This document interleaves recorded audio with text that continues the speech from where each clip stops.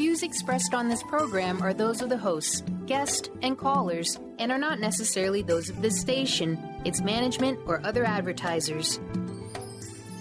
You're listening to Transformation Talk Radio.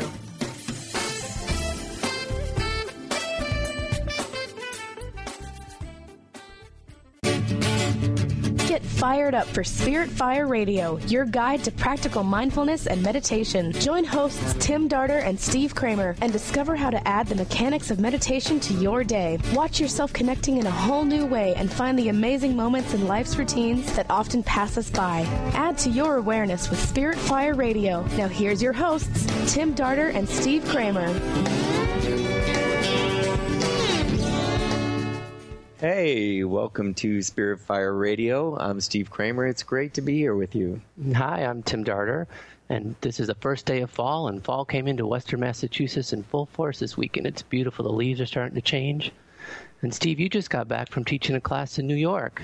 Yeah, I was in New York City. I was a New Yorker for many, many years. It was great. Yeah, you were teaching level 4 of esoteric healing, right? Yeah, teaching an esoteric healing class, teaching a lot of teachers actually about the subtle systems and about ways to balance the body, the mind, emotions, physical body. We were teaching a lot of really great progressive stuff to a wide variety of people. We had some massage therapists, we had acting coaches, we had teaching coaches, we had college professors, we had psychotherapists. It was a great group of people, so a lot of fun, a lot of really wonderful teachings. Yeah, 2-year program just finished up, so that was great. And actually, interesting, a lot of these teachers were all teaching their students how to tap into the subtle system. So this word system, it's so sort of going to be used a lot today on the show. We have Dr. Lisa Napora with us, and she is an educator and a researcher, a consultant. She's dedicated to contemplative education. And we're on the second step of the practice, which is the tip of the nose. And this is the part of the practice where we actually get into instruction. We start really teaching. We had Lori Warren, great fun. Right. Yeah, that was awesome. Last week talking about smile, really just enjoying the fact that you're sitting down. You are going to start this new practice. You're going to start a meditation and just really enjoying the fact that you appreciate these choices you've made for yourself. And now we get into instruction. And so often when we're trying to create a change in a system, we bump up against stuff. And so what does tip of the nose represent for the practice? What are the pieces that we're trying to pull into our mindfulness with that step? Well, certainly it's focus. We want to bring it to the mind and actually bring the mind to a center and to a place of focus. But it has a lot to do with noticing the usually not noticed, that there's this huge system going on inside of you. The breath, and what does the breath do, and how does it affect the mind? There's a lot going on. So, we want people to bring it down to this one point where the outside meets the inside, this place of sort of interface and synthesis, and just notice the usually not noticed. Which is great, because today with Dr. Lisa Napora, she holds a PhD in educational leadership and policy, and she sees herself as promoting the infusion of awareness-based practices within the American education system. So we're going to talk with her and really see just how mindfulness is making its way into higher education, and she sees herself serving as a bridge between the languages of contemplation and learning. So welcome, Lisa. How are you? Thank you for joining us. Hi, I'm doing really great. Glad to be here today.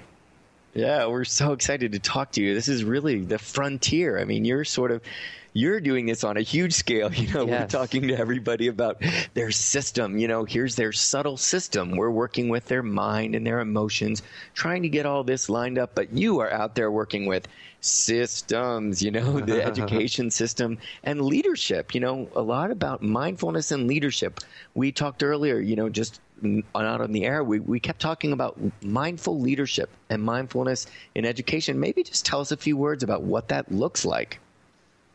Well, first, I just want to say I love the parallel you're making about systems and the inner and the outer, that our system and the systems that we look at in the world, it's the same kind of transformational processes that take place. So that actually helped me with a broader understanding too, Steve. So thank you.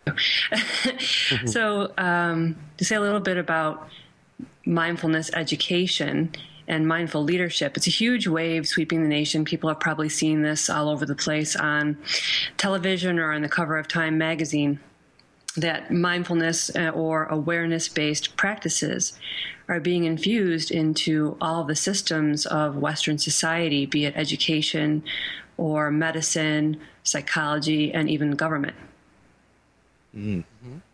Yeah, and as I was saying, even actors. I mean, how interesting is that? We have this whole system. They're teaching actors to act from certain chakras. You know, they're teaching actors all about their subtle systems and their chakras so that they can actually act from, you know, their solar plexus. I mean, it's really a whole new world and a whole new language. So I'm just curious, you know, you've first got to teach the language. I mean, these words, mindfulness, awareness, contemplative. I mean, a lot of teachers, and I'm sure a lot of people within the system just have no idea what that even means. So I know that's a huge part of your work, is teaching the language first, so then at least it can be implemented, yeah? Yeah, so doing bridging work so that the system, the people in the system, don't see it as something that is alien, that awareness or mindfulness is actually already something that is relevant and related to what is valued and already deemed to be important in the system. So I can just give one example that I'm currently using in one educational circumstance, and that's bridging between awareness and experiential learning, and that we use reflective practices in the process of learning inherently, so that awareness or mindfulness is not something that is separate or alien to the system.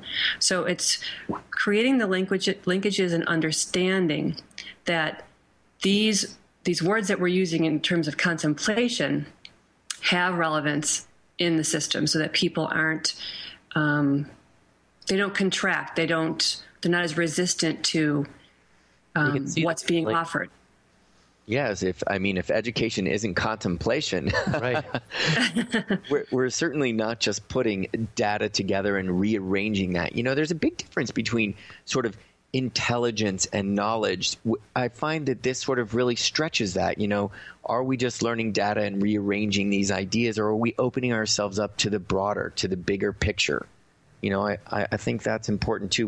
What's sort of the vibration behind some of those words? And how do you? And go ahead.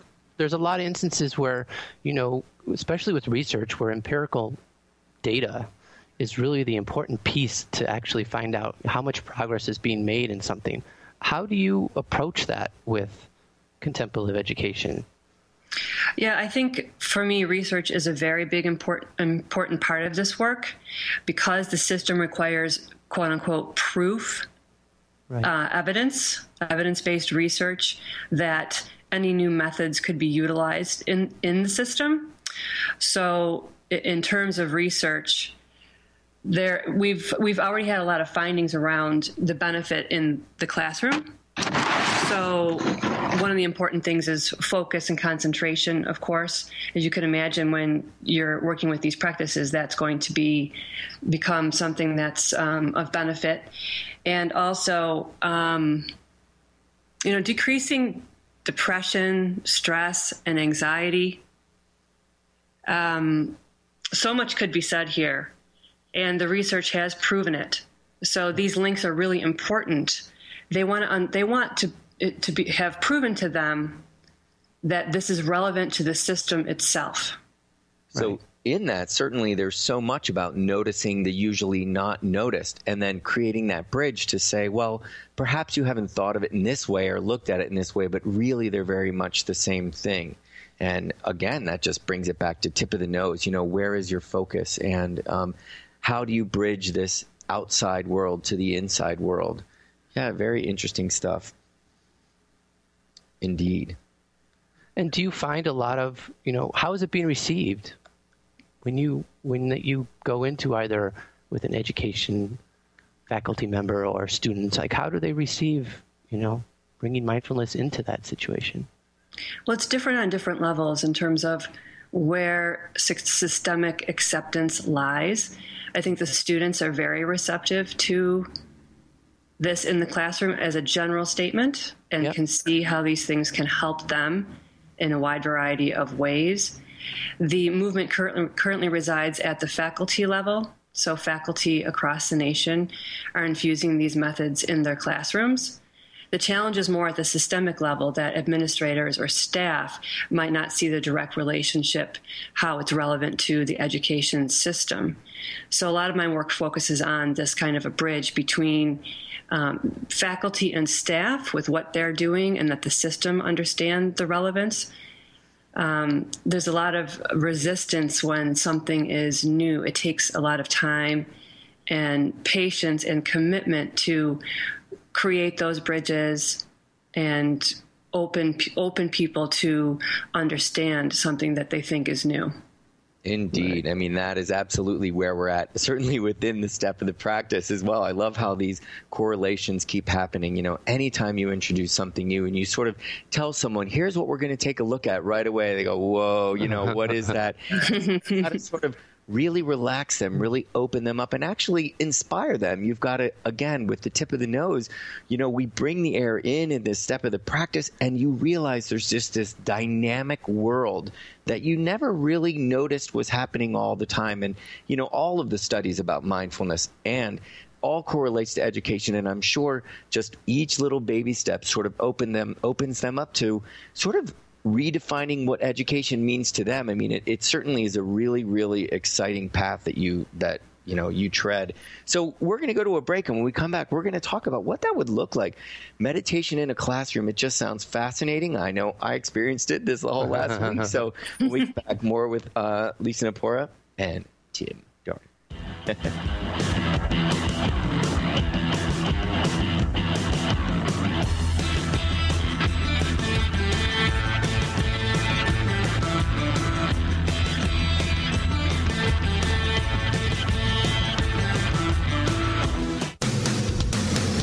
Transformation Talk Radio is dedicated to the education and awareness of Lyme disease. Hey, everybody. Welcome back to Lyme Talk Radio. I'm Dr. Pat, joined here by Dr. Nusheen Darvish. Dr. Pat Basili and Dr. Nusheen Darvish will be bringing the most innovative, groundbreaking information, research, treatment innovations, and stories from those it affects every day. I'm so excited to be talking about this. We have so much to share. Dr. Darvish and I are planning to do is connect the dots. People suffering with all sorts of chronic diseases. It's time. It is time for them to transform. Tune into Lyme Talk Radio and help keep our mission strong. For the loyal listeners out there that have been listening to this incredible show on Lyme disease, we are not going to let you down. We're going to come through stronger and enrich the platform for Lyme disease awareness through Lyme Talk Radio. The message will continue, the conversations will become stronger, and the healing epic.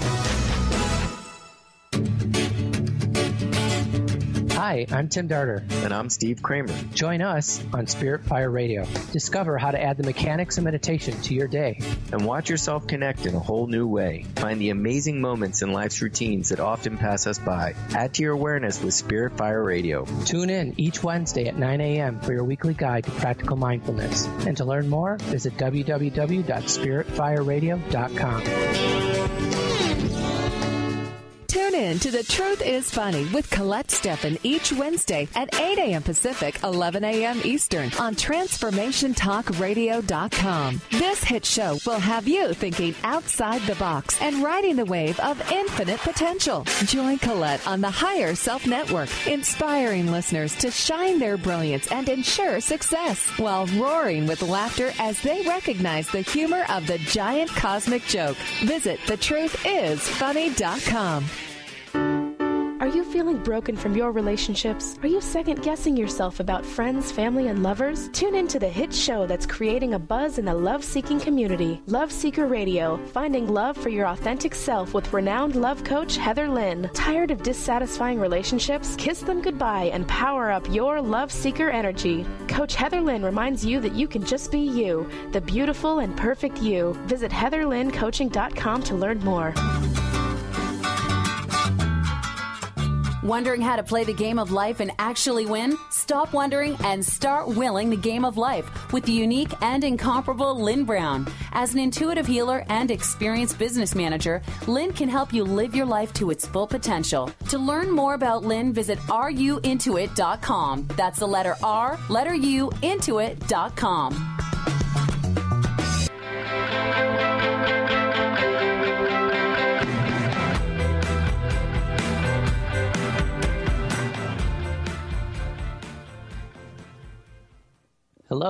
welcome back to Spirit Fire Radio. And we want to make sure that we let you know about the practice and that we're starting step 2 this week. And for those interested in joining and meditating with us daily, you can go to www.spiritfire.com and go to the meditation tab where you can find out all you need to know about joining us for the practice of living awareness. Yeah, we do meditations really 7 days a week. There's an entry-level practice, an intermediate practice. There's a world service on Sundays. So Spirit Fire is a nonprofit educational organization, and we are focused on bringing mindfulness out into the world. One way we do that, one of the many ways we do that, is through meditation, and we offer that free. So, we've got a blog. We offer free meditations daily. So we are here talking about meditation and mindfulness with Dr. Lisa Napora, and we talked earlier about how to bring meditation into the education system. What would that look like? And I was talking to, we had a retreat at the center last week, and one of the gentlemen that was there was talking about growing up Quaker. He's not Quaker, but he said, you know, this silence, at a Quaker school, you spend 5-10 minutes, I think, in silence before class starts. And he said that has stuck with him his whole life.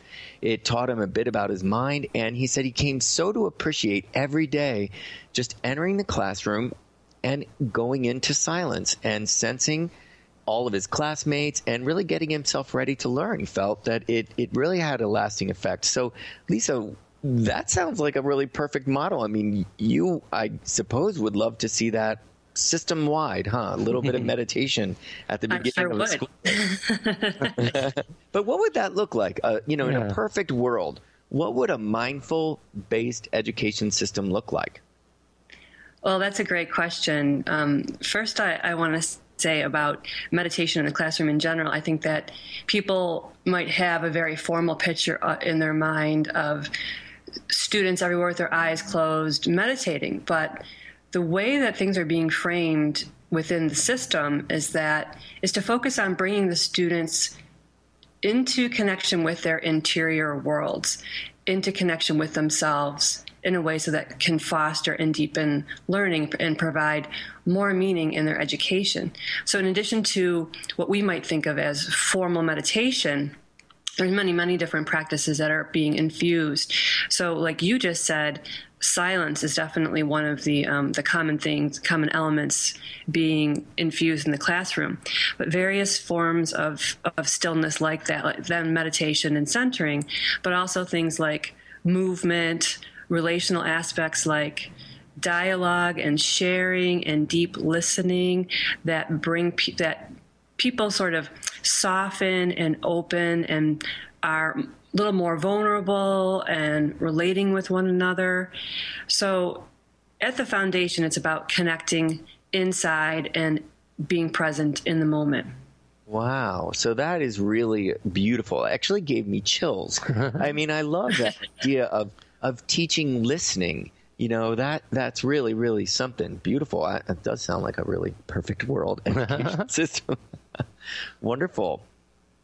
And, so this really stuck with my friend. This really stuck with him. He to this day, is an avid meditator. And I sort of love that you would say that it's not actually about meditation, like bringing it to a wider scope.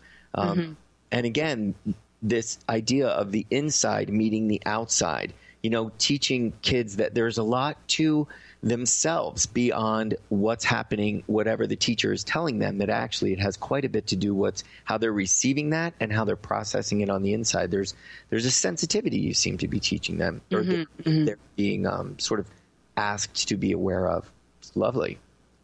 And so in terms of, I'm sorry? I was just going to say deepening the foundation of self-awareness. Yeah. Right. And how would one go about that? I mean, how would that be implemented then into the system? How do you take baby steps toward that?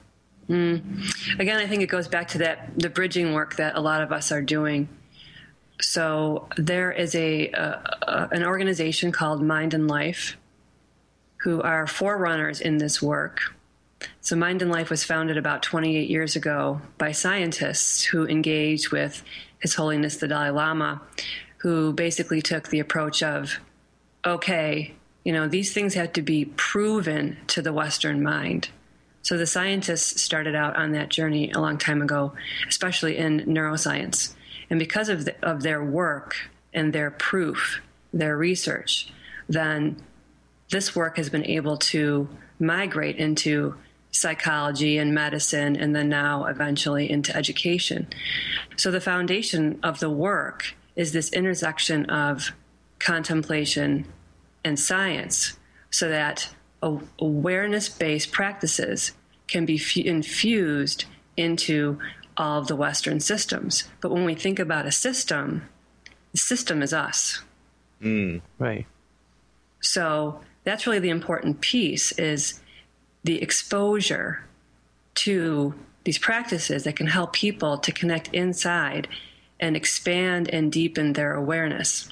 But I think the even greater key with these practices is not just the cultivation of self-awareness, but how over time, with the commitment and with practice, then this awareness can expand and blossom into awareness of other, awareness in group, and then eventually into interconnectedness and interdependence, the awareness of that, which then gives us the system's perspective.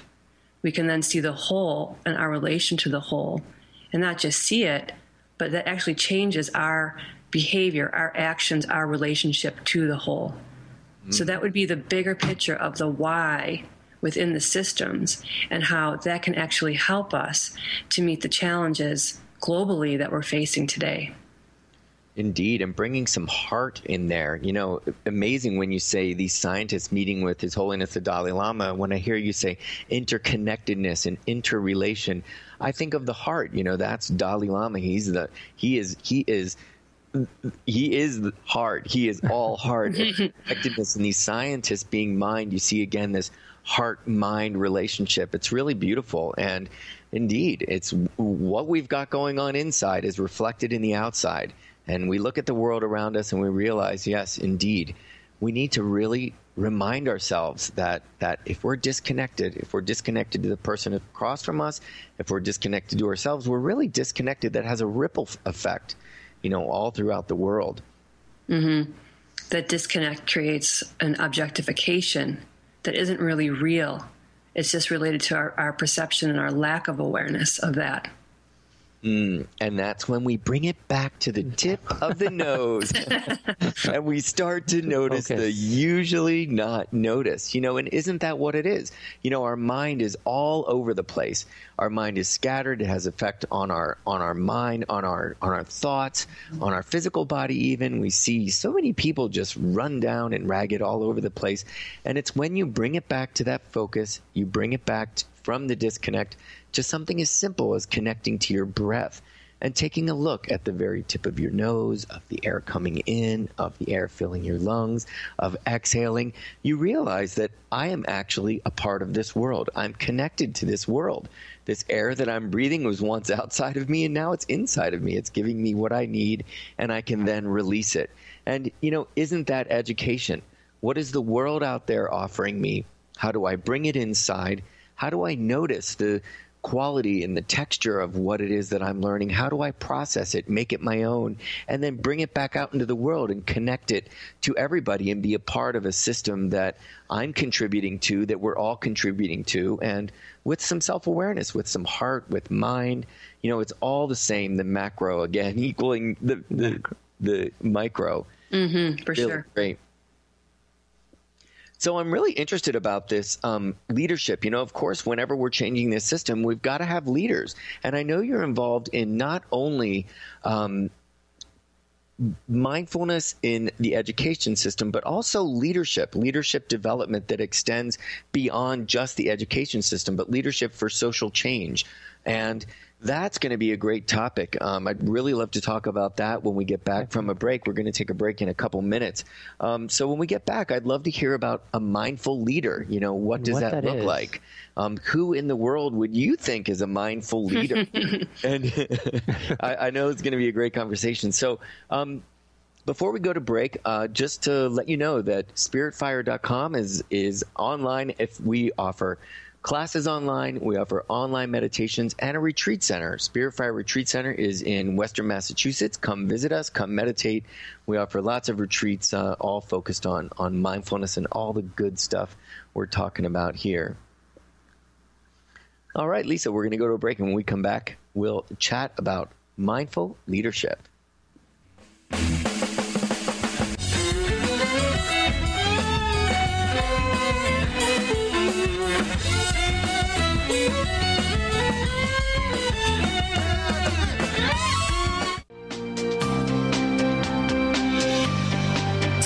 To Sheer Alchemy with Leslie Fontaine on TransformationTalkRadio.com, and get ready to stir up your passions, identify your blocks, and shift into an entirely new existence. Leslie Fontaine is a transformation catalyst and clairvoyant who uses her intuitive and energetic gifts to catapult listeners into living the life they were born to live.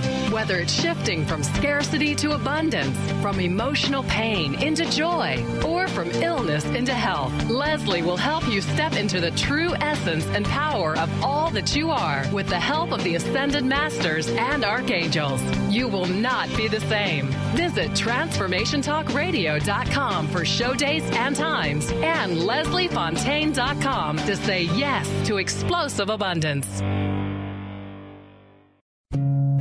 My dream is to end homelessness. My passion is living a green life. My dream is to end poverty. My passion is volunteering. My passion is making a difference. My dream is to cure Lyme disease. My passion is rebuilding communities. My passion is helping those in need. My passion is caring for the elderly. My dream is to find a cure for cancer. My dream is to leave a better world for my children. We all have that special passion, that lifelong dream that drives us to live our lives with meaning and to create a better world. No matter what drives you, we can all make an impact. Dr. Pat Baccili is helping others make their dreams come true, so we can all help make our world a better world. To learn more about how Dr. Pat is building a community of sharing hope, strength, funds, knowledge, and information, visit abetterworldcrowdfunding.com today. That's abetterworldcrowdfunding.com.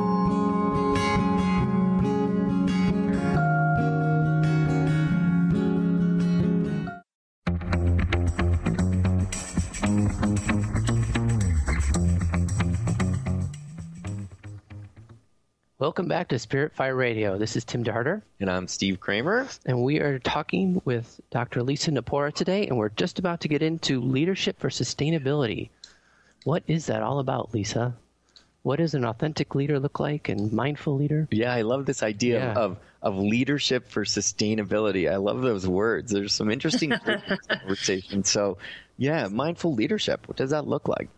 Yeah, so starting with that concept, that's a new concept out there that's been building for a while, looking at how leaders need to have authenticity and presence, compassion and ethics, and all those lovely things. But the foundation is self-awareness. So there's a lot of research going on these days around what are these things, and books promoting that this kind of leadership is really needed today. But on a bigger scale, because we're all leaders in some way, whether we're a leader in a classroom, we're a leader of a team, we're a leader in our family, having this kind of awareness as a foundation. But when we go to a more macro level, looking at the large, complex systems that we're dealing with in the world today, and the sustainability crisis. So that has brought on a spur of research and thought around this idea of sustainability leadership. So first, not an organization just being sustainable from the perspective of surviving the changes that are happening in our times and being sustainable to continue to exist and have a profit, but sustainability expanding out to be more about the relationship to the larger whole, and that an organization actually creates benefit for society in some way. So that broadened definition of sustainability. So then when we take that to the level of leadership for sustainability, what's the kind of leader that's needed to transform the systems and the organizations in a way that's looking at the whole and creating benefit for the whole and for society? So that goes back to what we were talking about the unfolding of awareness and how awareness can expand into not just self-awareness and benefit for the self in certain ways, but then to see group and the greater whole, so like a systems awareness. So that's sort of my way of describing leadership for sustainability. Because that's a relief. I was hoping you were going to say that a leader who just wants to be a leader for a really long time. Like, I am going to sustain my leadership for a really long time. I think the world knows that pretty well. And I love that it's the opposite of that. It's actually the flip side of that. It's actually the leader who's actually looking at the system and looking at the whole and wanting to change that so that they can actually empower others to be their own leader of sorts. You know, it feels like the round table as opposed to the long executive table with one at the head. It seems like somebody who's sort of circling around a round table, just making sure everybody's got their part. Yeah, it feels like that. Yes. Is there an example of a mindful leader today? That's a really good question. I think we're striving for that. And some people are able to have a little bit more influence in that way. Mm-hmm. I would like to name Otto Scharmer here, who is a professor at MIT in the School of Business. And he put out a book called Theory U. So in my way of explaining it, he's essentially taken what I would say the spiritual path, the process of transformation, and translated it into a leadership theory. So he's working with leaders and huge organizations all over the world, using this theory, using this process with leaders to help them go inside and come to this place that he's calling source and connect with source, and then create prototypes and ways of working within their system to transform it, I would say, for the greater good. And right now he has a massive open online course, you know, those new MOOCs, and that currently has, I believe it's 30,000 people on it in 182 countries interested in learning this process. And when you say connecting to source, tell me what you mean by that, connecting to source. I mean, is that source? What's his word? Source? Yeah. That's a great word. I just spent a week talking about connecting to source. But do you mean sources in one's higher self, or the source within which one receives, you know, the essence of their being? Is that what you're talking about, source? Well, this is interesting, right? How we use language, we use language to bridge. So he's using the word source. You know, that's a word that he feels makes it easier for a lot of people to understand a way of connecting inside at a deeper level, or I think he does use the term with their higher self. Wow. So again, we're always looking for language to make what we're offering more acceptable, more approachable. Indeed. And that's a lot. What are those numbers again? 30,000? And he's got 30,000. Mm-hmm. I mean, that's a lot of people talking about source. You know, that's and pretty trying great. To be mindful. That's incredible. That's really great. I sort of get the sense that when we would say, well, name us some you know, authentic leaders, you know, I get the feeling that a lot more of them are behind the scenes. You know, it's a whole new paradigm. It feels is coming around. It's that one that really wants to be, as I was saying, the sustainable leader that's a leader for a really long time. You know, it's sort of ego based. Right. Really talk about someone who's in it for themselves and who actually feels what it is they have to say and what it is they have to do is the right way. And I should be looked up to. I should be listened to and allow me to rule. And we seem to be moving to a gentler, softer, more inclusive type of leader that is leading, as you say, the whole system to change. We're no longer just looking at ourselves and someone setting an example and saying, well, if you're like me, perhaps you could actually have a life that looks like mine. It's actually, no, you know, let's take a look inside and let's see together what we can create as a whole. It's, that seems to be the direction we're going. Actually, we're on Transformation Talk Radio, you know. I would say it's a shifting paradigm right now. I would agree exactly with what you said. It's a shifting paradigm that the leaders who are leading these efforts are behind the scenes to a certain degree, and working with leaders and leadership educators across the globe, really. With the Dalai Lama.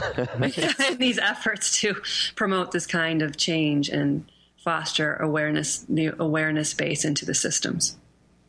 You know, I've read your wonderful, beautiful bio on LinkedIn, and this word nascent, you mentioned the word nascent. I think it's a lovely word. I had to look it up. I just wanted to say, you know, we keep talking about words and how important they are and how they fit and how they inform, which means there's a vibration to a word, to this vibration. So I looked it up. Here's the definition of nascent. Just coming into existence and beginning to display signs of future potential.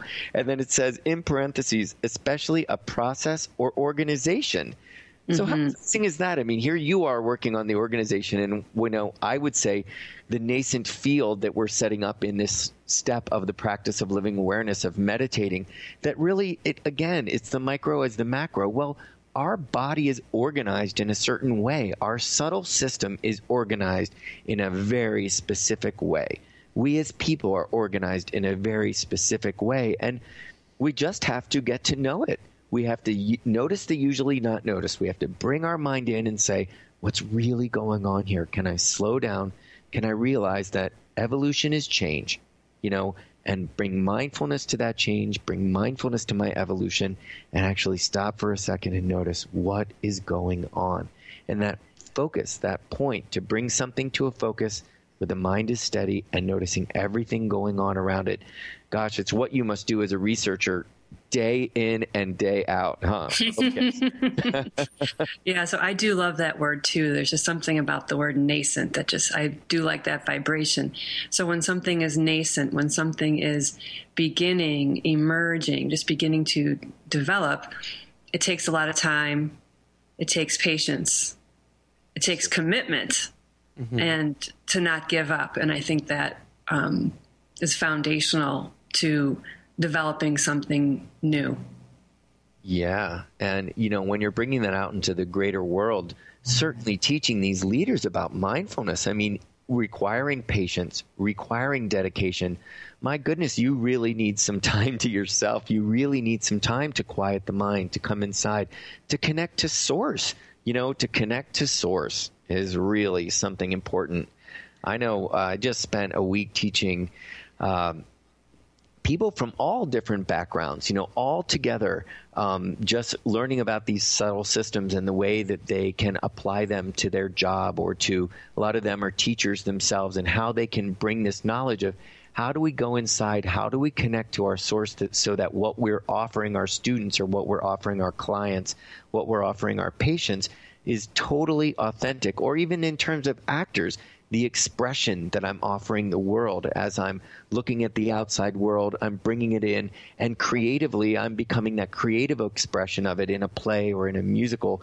And how am I representing that and sort of owning that, even if it's just a storyline or it's a sort of a snippet of humanity? How do I bring that inside, synthesize it, interface it, and then express it back out into the world? So amazing that we have gotten to the point where we've opened ourselves up to these subtleties, to these subtle words and these subtle considerations, and that people are talking about this in terms of bringing that to our education system and bringing that to social change. It really does feel like a bright new world, very exciting.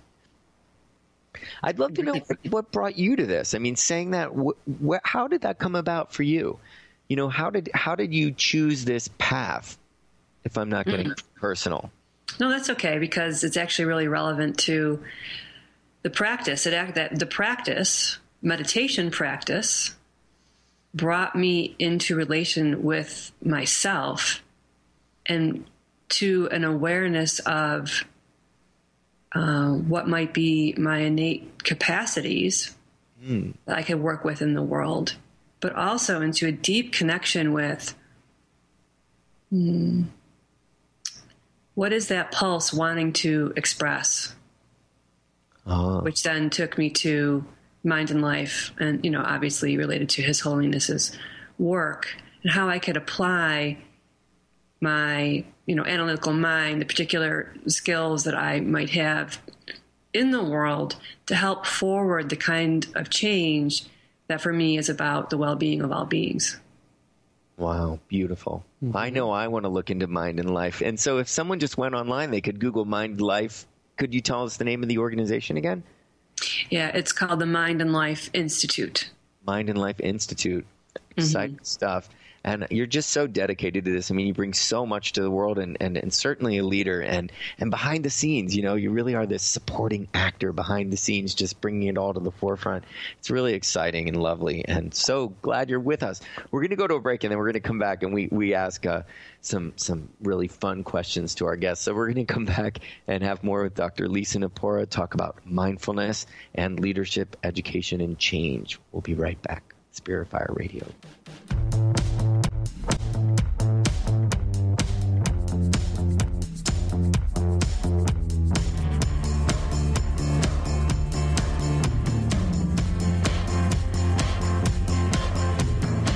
Holistic Medical Center is where you find it all.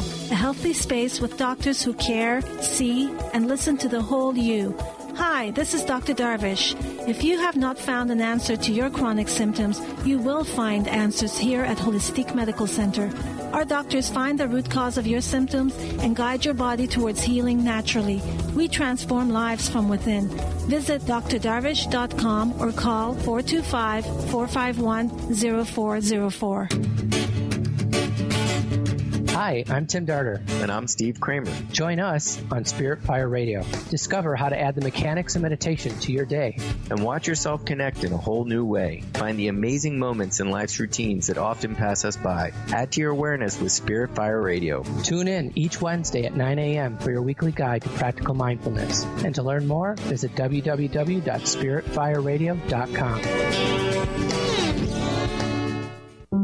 Are you ready for a radical shift in your way of being? Are you seeking a more deeply connected and fulfilling life? Awakened Living Radio is a show dedicated to helping you embrace a life filled with profound peace, connection, and happiness. TJ Woodward is passionate about helping you find your clarity, balance, and purpose. Join co-host TJ Woodward and Dr. Pat Basili on the first Monday of every month at 11 a.m. Pacific Time for Awakened Living Radio on TransformationTalkRadio.com. The doctor is in. Tune in to the hit show, The Psychic Love Doctor, with host Deborah Lee. Deborah's life-affirming, highly perceptive reading method has taught Deborah how to zero in on specific problems with relationships, career pursuits, and current roadblocks to success and happiness. Join Deborah Fridays at 2 p.m. Pacific, and for a special broadcast the second Thursday of every month at 11 a.m. Pacific on TransformationTalkRadio.com.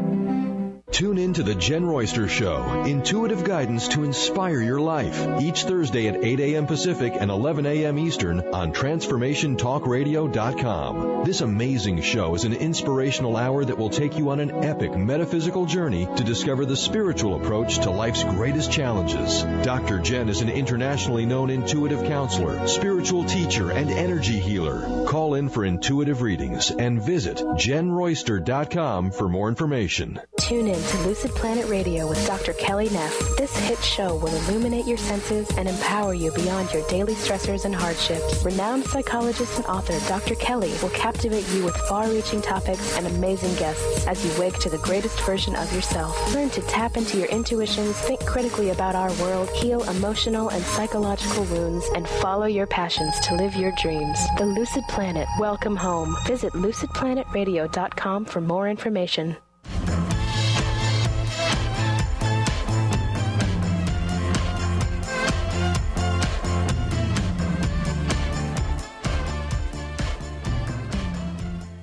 Welcome back to Spirit Fire Radio. We're talking with Lisa Napora, who's a PhD of Educational Leadership and Policy, and she's bridging the gap between the languages of contemplative education and learning.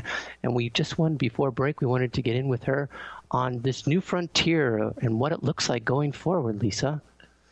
Yes, social leadership and leadership for social change. That's what we were talking about right before the break. And we know that we were talking in the break that Lisa was part of would say elite in a way group of individuals who were at a conference in Vermont in August. So I'd just love for you to share with everyone just a little bit about that. About this really is the cutting edge of sort of mindfulness and leadership. Tell us a little bit about that.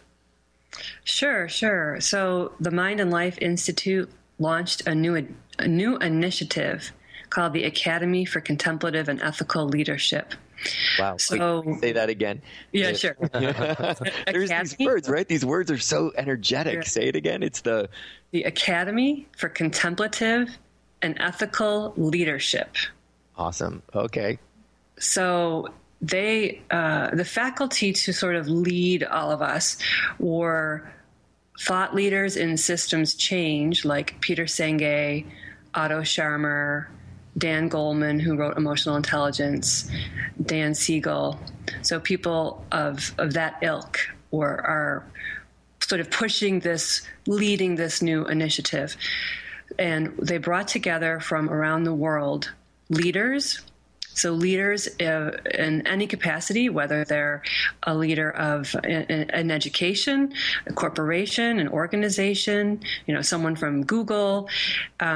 So leaders, leadership educators, and researchers to catalyze this, Steve's favorite word, the nascent field that brings together the work in mindfulness, leadership, organizational change, and sustainability. Wow. So that's go ahead. No. And just ethical leadership. My goodness, do we all not want to see that? How great that this is what's being cooked up, in the stew. It's awesome. Yeah, this is what's being catalyzed to not only expose leaders to these concepts, infusion into leadership education, but to catalyze research in the area. So then we have that proof factor that the systems would like to see regarding this work. Yeah, and that's when we really start to see change. That's when it moves quick, huh? Wow, awesome. So, we're coming to the end of the show, and it's been really enlightening and really so positive, and just has me excited about the future. That's always good. We think about the future, and so many times we're fed this bummer story. It's so nice to hear that behind the scenes there's all this really incredible, beautiful work going on, and incorporate mindfulness into our education system. Amazing, right? Yeah. For years to come, we'll feel the benefit. It's great. Yeah, for sure. So, Lisa, now we have this question that we like to ask our guests, and we think that this is going to be fun. So, you've got to have leaders too. I mean, you're educating people in leadership and mindfulness. Well, you must have your own personal leaders. So we would love to know if you had a personal spiritual counsel. So these are people that you can go to when you need your questions answered, or when you just need to be led the way when you need a little bit of insight or a little wisdom, from powers that be. So 3 members of your spiritual council, people you turn to for insight or wisdom, alive, dead, 3 people, or we shouldn't say dead, passed on, otherwise engaged. Engaged. Who might those be? Well, this is fun because I can pick anybody then. So yeah, anybody. Well, I have to pick right away someone that I already mentioned, Otto Scharmer. Because to me, he's just the guru of transformation. The work that he's doing in systems change on a global scale, as fast as he can move as one person interacting with systems, is just stellar. And because my work focuses so much on transformation, of course, then his counsel would be a great gift. And just even reading any of his works, like you said, Steve, the vibration of words is something, that guides me right to him as definitely one of my chosen council members. And isn't it wonderful that he's a part of your spiritual council? Now, isn't that great? I mean, I love that we're bridging these gaps. He's not just someone you look up to as a mentor, but you even can sense and feel and see that this is spiritual work. Absolutely. I mean, that's just so beautiful about what we're seeing unfold in the world around every corner today. So, okay, go on. Yeah, so similarly, that the second person is similar in that regard, that his name is Arthur Zajonc, and he's a quantum physicist. He has been the president of the Mind and Life Institute. He recently is moving into retiring.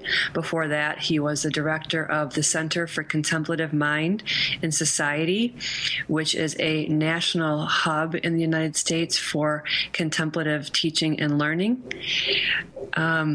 So his presence is such a bright light.